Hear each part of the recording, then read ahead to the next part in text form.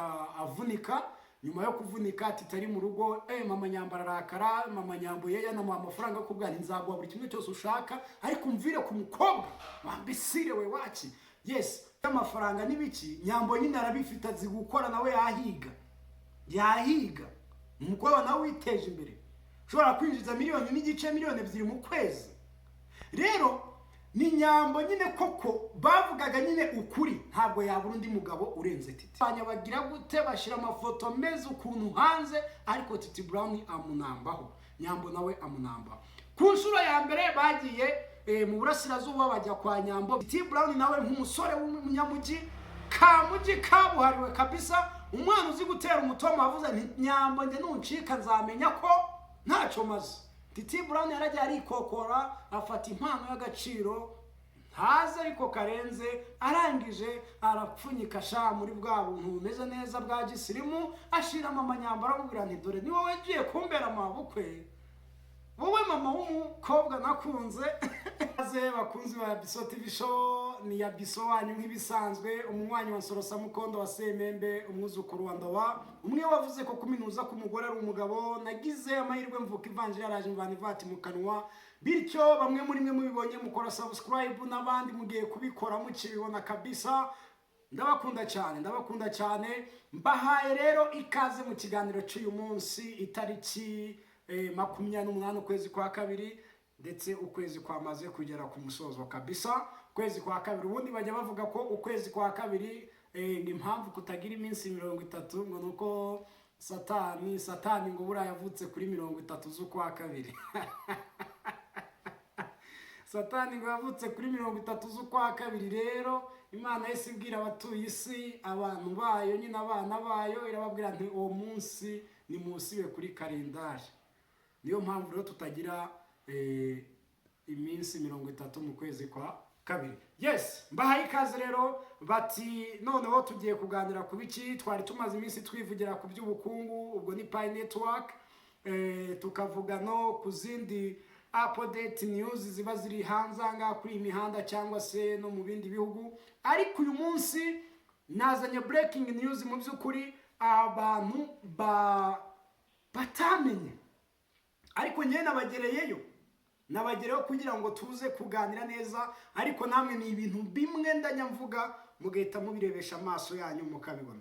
Yes, ubushize naje hano mbabwira kuri Titi Brown na Nyambo. Titi Brown umubyinnyi kabuhariwe kabisa, umaze kugaragara mu mavideo menshi y'abahanzi bakomeye hano mu gihugu cy'u Rwanda, ndetse akaba ari n'umujene wamaze kwiyubaka mu buryo bw'ubukungu, umeze neza mu bikenewe. Akaba n'umukobwa Nyambo Jessica, Nyambo wamenyerewe muri filime nyarwanda, akaba ari Nyambo nawe ufite filime ye yitwa Ibanga. Akaba ari Nyambo twamenye cyane muri filime za ba Kraman, ndetse Kraman witwa Daddy we. So nabahaye breaking news mbabwira ko Titi Brown na Nyambo, nagiye mvuga kuri Nyambo nkavuga saga yigeze ibaho y'ifoto yambaye ubusa bra bra bra, ibyo birarenga. Mbabwira uko Nyambo na Titi Brown batameranye neza, ibyo birarangira. Ariko nza kugaruka mbabwira buti ibi bintu ni prank ya Titi Brown na Nyambo bakoze, bashaka ngo social media no zibavugaho bya nyabyo, bagaruke mu kazi kabo bari baramaze kwipanga ko gukina filime. Nenda babwiye ko bafite filime bamaze kwataka, ariko sinababwira filime yariyo. Ariko namaze kubabwira nabo abantu bari kudukina bagaragaze ko bashwanye, ariko mu by'ukuri nta gushwana, ahubwo baragira ngo batwikire filime yabo bagiye gushira hanze cyangwa se bahawe makazi. Ubwo nibwo buryo nabivugaga. So ni nyuma y'igere rero tujya kumva ngo Titi Brown na Nyambo biyunze. Ninabwiye ko bazinga kuri Saint Valentin, niho habonetse uburyo bwo gutanga n'impano. Nyambo ategura impano nziza kabisa, aragenda yikoza kwa Titi nk'ibisanzwe mu nzu ye nyine Gikondo. Titi Brown afite inzu, amaze kugerayo rero aramubwira nti mukunzi wanjye rega nagusiga nkajya he, kari we mu besto w'ibihe byose. Yes, rero nyuma yo gusubirana kwabo nibwo twahise dutangira kubona filime yabo hanze. Ubwo rero nari mperutse hano ndi kubabwira ku bya filime yabo nabonye. Filime nziza yakunzwe, filime iri guca kuri YouTube channel ya Titi Brown.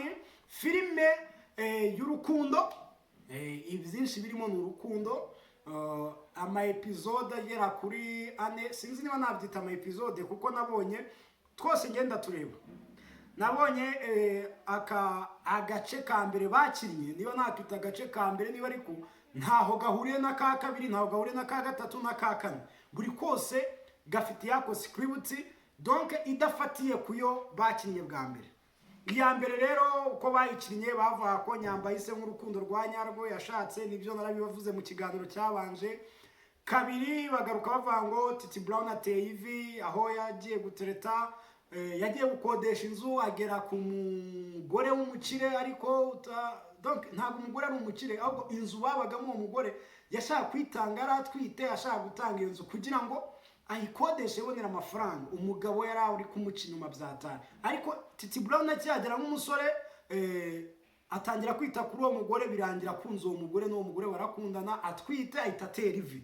Aha, nyuma baza kugarura ikindi gice kirimo ibitipe binini ntabwo basanzwe mbazi. Abo batipe rero bakinnye barigize abatipe nyine batereta abana b'abakobwa, ariko bagamije kugira ngo bakubite gahunda yose n'iki. Nyuma abo batipe niho byaje kurangira, urumva barageragezaga agatereta umukobwa umwe, babiri, batatu, baba ari abatipe bibera muri ghetto, bafite target yo kujya batereta kugira ngo baryamane nabo bakobwa batereta. Kumutereta nta yindi gahunda, amubesha urukundo agira gute, nyine ni ubwa buzima bakinaga, urukundo ariko rurimo ibinyoma.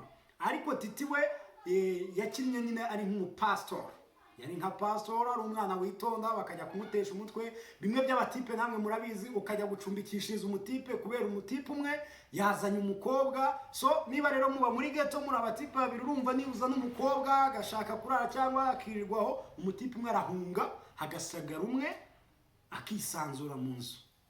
Niyo filime n'ubwo buryo bayikinnye, donc bakinnye filime y'ibintu biri hano hanze mu rubyiruko. Aha, kane rero naho bakinnye filime nge nk'umusesenguzi nabonye bishingiye ku mateka yabaye, aho Titi na Nyambo bakundana, ariko bagakundana abantu batabishyigikiye. Iki gice rero reka nse n'ukivugaho gake kugira ngo nimbihuza n'ubusesenguzi bwanjye bw'ubuzima bwa Titi Brown na Nyambo muze kubwumva. Aha, kamanze nsome kutuze sha. Abantu baraza kumbwira ngo ntago bavuga utuzi ngo n'utwiki n'ibiki, ariko sorry kabisa, ikinyarwanda ari igihe bitugora. Ariko icyo nshaka kwivugira dukomeje, Titi Brown na Nyambo, kwa Nyambo n'abakire, aho ni muri filime ndi kuvuga. Nyambo afite mama we w'umukire, Titi Brown ni maskini, donc ni umukene, aratigita. Yagiye kwa gutereta Nyambo, ariko kwa mama Nyambo badashaka Titi, bari kuvuga nti Titi ni umukene. Ubwo ni ubuzima busanzwe, murabizi ari ababyeyi bashobora kuvuga wishaka na kana karakennye ntacyo azimarira. Ubwo mama Nyambo akaba arafite ikindi gitipe yakundiye umukobwa we cyitwa Scott, gikina ari Scott nyine, ubwo cyanakiriye muri icyo gice kindi nababwiye. None uwo Scott akazanira impano mama Nyambo, nyine nk'umuntu uri gutereta umukobwa we afite amafaranga mu by'ukuri. Nyambo we akunda Titi, Titi nawe agakunda Nyambo, akamukundisha nyine umutima, bimwe byo kuvuga ati mfite ituza n'umutima, ibintu nk'ibyo ngibyo. Noneho umukobwa mama we akajya avuga nti ariko karaka hungu katazagira icyo kakumarira agashaka iki. So byarangiye gute? Byarangiye Titi Brown uwo mutipe aje kubwira Nyambo, ariko kuki utanyitaho, ibintu nk'ibyo ubona n'ibintu uzana, mfite amafaranga, kuki ungeranya na karaga tipe ka Titi, bimeze bite? Aravuga nti Titi wanjye arankunda, ntabwo ajya yirata ibintu, ntagira gutya. Ati Titi akurusha guca bugufi, akurusha kunkunda, akurusha kunyuba. Umutipe yafashe icyemezo cyo kuzabagonga, yagonze Titi. Titi ahita avunika.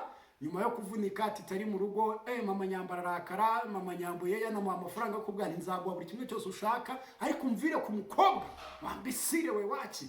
Yes, filime irangira rero Nyambo afashe icyemezo agashwana n'iwabo, akigendera agasanga Titi.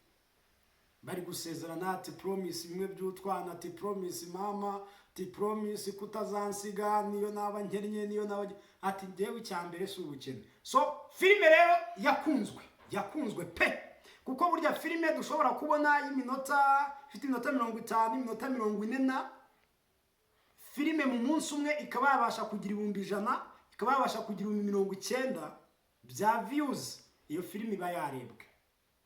Niba ataragahararo nzajya ngenda mbabwira nti ya filime bari bayiharaye, ubwo turajya tugenda tureba. Ariko icyo nayifuriza no gukomeza ikagoinga viral, abantu mugakomeza mukayireba. Ni filime nziza mu by'ukuri pe, ni filime nziza, nta makabya nkuru yandarimo. Rero iyo episode nari maze kuvugaho ahantu nyihuriza n'ubuzima bwa Titi Brown na Nyambo. Titi Brown ngiye nababwiye ko Titi Brown ntabwo ari umukene, ariko umugereranyije na Nyambo afite amafaranga make kuri Nyambo. Wafata Nyambo na Titi n'ubundi Nyambo we ni umukire vema. Nukuvuga ngo narababwiye ngo Titi Brown arusha Nyambo hiti, ariko Nyambo nawe amurusha amafaranga. Rero no gushwana kwabo n'utuntu twari twagiye tuzamo, n'ikintu cyari cyagiye gitezamo utuntu tumeze nk'aho badashaka kugaragaza n'urukundo rwabo, bakakomeza bakabyitira iki besto. Nyambo ari abantu bamujyaga mu matwi, bakamujya mu matwi bamubwira bati ese kari agasore kadafite ikintu. Iyo ni realite. Bakabwira Nyambo ko ataberanye na Titi.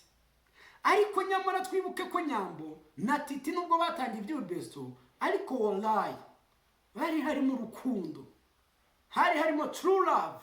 So byagenze guterera ubwo numva baramubwira bati hari abagabo cyangwa se hari abasore baba diaspora bafite amafaranga barunze $, hari abantu bafite ikofi. Wowe Nyambo kandi koko Nyambo ni umukobwa mwiza utabura umusore ufite amafaranga aho yaba ari hose, kuko ni Nyambo nawe utagira ubwoba bwo gushaka cyane ko kuri bantu bari baba materialiste bakunda ibintu by'amafaranga n'ibiki. Nyambo nyine arabifite azi gukora, nawe yahiga umukobwa nawe witeje imbere, ushobora kwinjiza 1.5 miliyoni mu kwezi. Rero ni Nyambo nyine koko bavugaga nyine ukuri, ntabwo yabura undi mugabo urenze Titi. Ariko nanone bakirengagiza urukundo ko rutsinda, icyo twita ngo love win. Yes, kandi koko na Titi muri filime uko bagiye bayandika ahenshi mu macurayira n'ahandi bakomeza bandika ngo love win.